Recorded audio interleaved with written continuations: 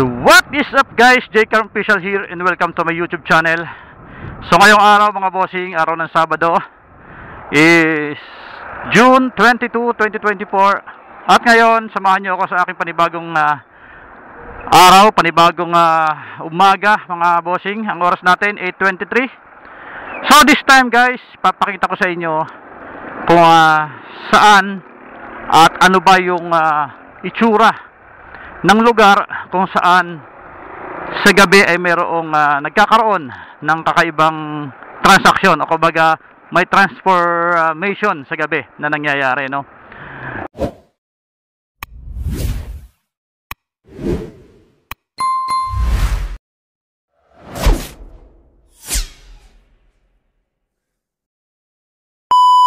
So itong lugar na to napakapayapa kapag ganitong oras, no? Kapag araw. Ang nakakapagtaka lang mga bossing, at bago lang pala yan, gusto ko lang malaman ninyo, dito banda sa lugar dito, nandyan yung headquarters. Okay? Headquarters PNP. At the same time, dito sa lugar na to, mayroon laging nakantabay ng mga mobile. Okay?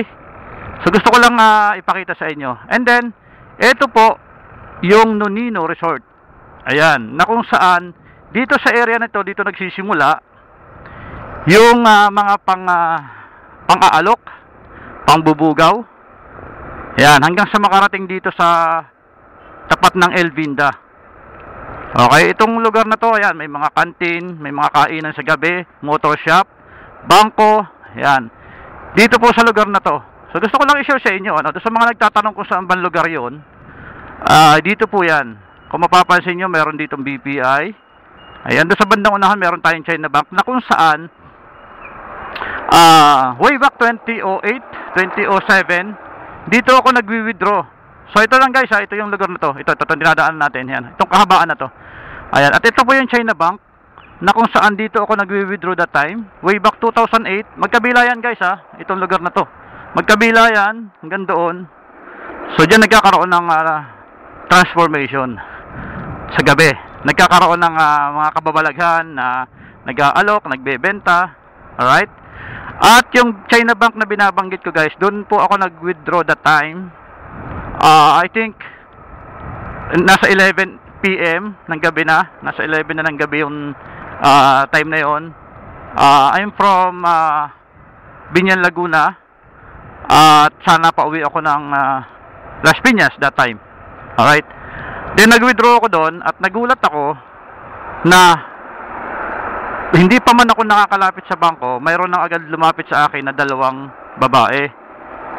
Doon sa mga nagtatanong, gusto ko lang i-clear kung bakit nalaman ko na mayroong mga ganyan dyan na transaksyon. Okay? So yun nga, sa madalat sabi, paglapit sa akin ng dalawang babae, nag-aalok sa akin ng aliw. Nag-aalok sa akin ng short time. So, may mga inaalok din sila na kung gusto ng minor. Okay? So, doon sa time na yon na alarma ako. At the same time, medyo sabi ko bakit may mga ganito dito. Siguro 2008, medyo nasa 20 plus pa lang ako noon. So, as in wala pa talaga tayong kumbaga baguhan kasi syempre probinsyano tayo. So, yon, nalaman natin na mayroong mga ganun doon. Di syempre, ang inyo pong lingkod hindi naman sanay sa mga ganyan. At the same time, medyo takot tayo dahil nga maraming mga kumakalat na mga bali-balita na hold upper, pwede kang tutukan, hold upin. So syempre, todo tanggi tayo. And then one time, kasama ko yung pinsan ko, pauwi naman kami ng Laguna from Muntinlupa. So, yung isa kong pinsan, aware pala siya na meron palang mga ganun doon sa lugar na yon. Kasi, experience naman niya, nag-swimming sila doon sa Nonino Resort. Yan po yung pinakasimula. At dyan sa Nonino Resort na yan, kahit na private resort yan, halimbawa kayo lang yung mga nandun sa lugar na yon, magugulat ka na lang na mayroon ka na palang mga kasama na mga kababaihan na di umano ayun, nag-aalok sila ng short time o ng aliw doon sa loob ng resort. Okay? Kaya nalaman din ng pinsan ko na mayroong mga ganyang kalakaran at bentahan ng laman sa lugar na yan. Alright? So doon sa mga nagtatanong po at medyo mayroong pambabas na binabato sa akin, so okay lang po yan, wala pong problema dyan.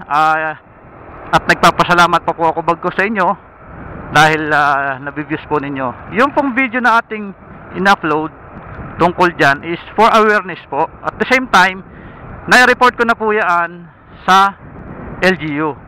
At nagkaroon na po ng mga pag-raid, nagkaroon na rin po dyan ng mga patrol na nagro-ronda sa gabi.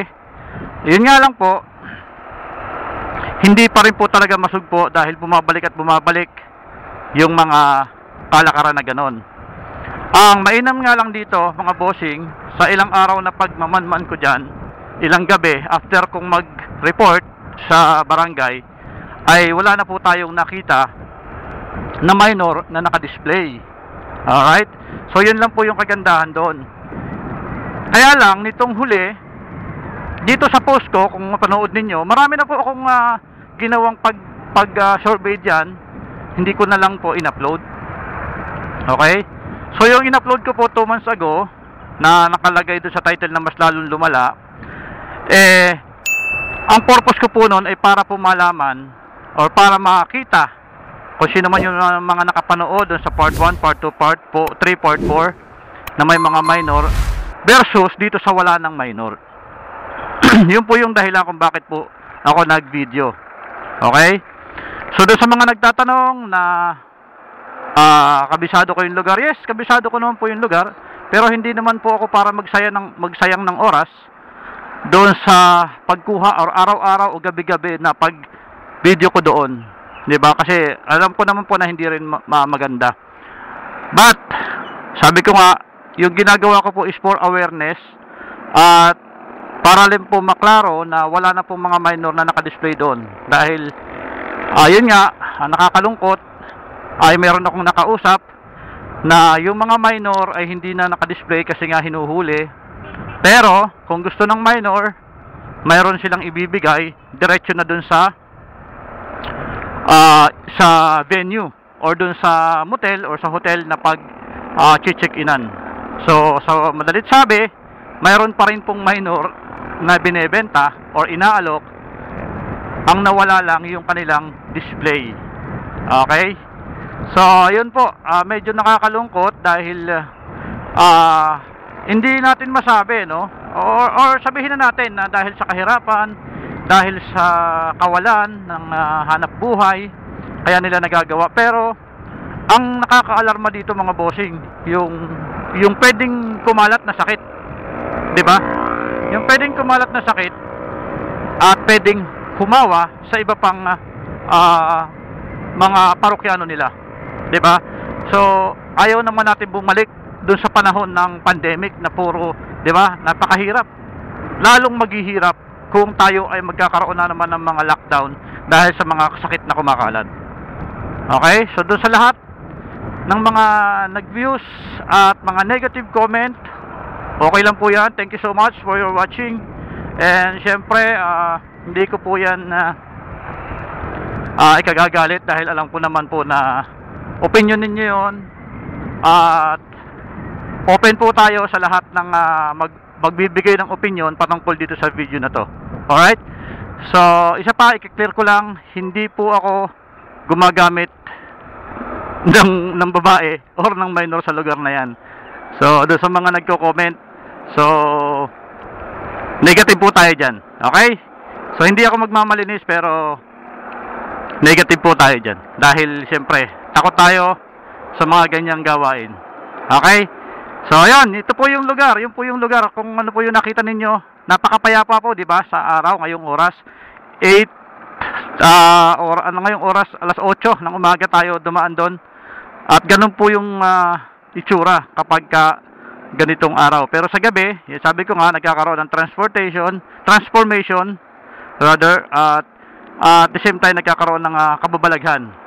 So, hindi na po natin responsibilidad Ang atin lang pong magagawa dyan is mag-report kung ano man yung ating nakikita.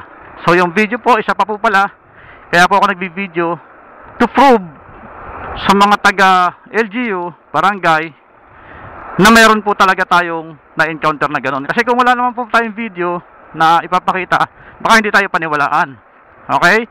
So, sa video ito, doon sa mga nagtatanong sa atin, at may konting mga bashing, so, bago lahat, nagpapasalamat nga pala ako doon sa mga nag-agree doon sa ating video. So, thank you so much.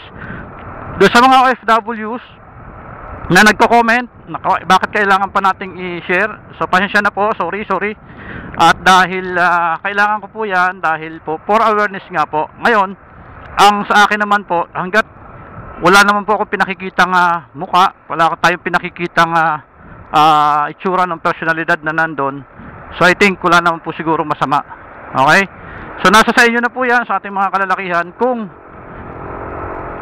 inaakala ninyo na tama yung gagawin niyo, pupunta kayo doon para gumamit ng babae. So, nasa sa inyo na po yun. Okay? So, yun nga po sa mga OFWs. Stay safe po. And sana maging okay kayo sa inyong trabaho dyan sa ibang bansa, nasan ba kayong sulok ng mundo. At sa araw na ito, sana po mas naliwanagan po yung mga may mga katanungan patungkol sa video na in-upload ko 2 months ago, yung may title na mas lalong lumala. Alright? At sana po mas nakita ninyo yung itsura ng lugar, ng area kapag ganitong maliwanag. Okay? So, ulitin ko, yan po ay sa San Pedro, Laguna. Hindi ko lang po alam yung eksaktong address, pero San Pedro po siya. Kung manggagaling kayo ng Binyan going to Alabang is before Magplaza. Alright? So yun lamang po, maraming salamat. And sa lahat ng mga nakasubscribe at bago pa lang dito sa ating video na padaan lang kayo, please don't forget to subscribe, like, and i-share nyo na po itong video na to para maging aware po yung lahat sa kung ano po yung ating mga pinag-uusapan ngayong araw. Alright? So yun lang po. See you on next vlog. God bless you all.